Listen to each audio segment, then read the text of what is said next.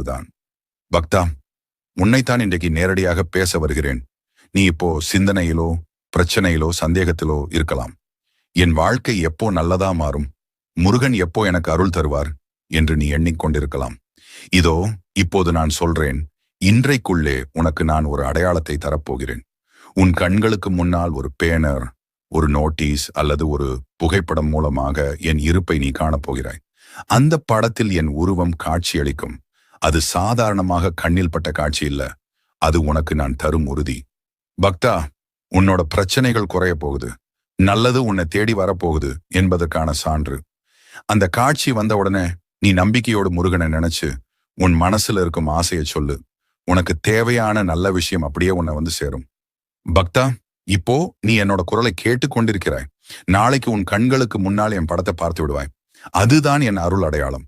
எனவே இந்த சேனலை சப்ஸ்கிரைப் பண்ணுங்க.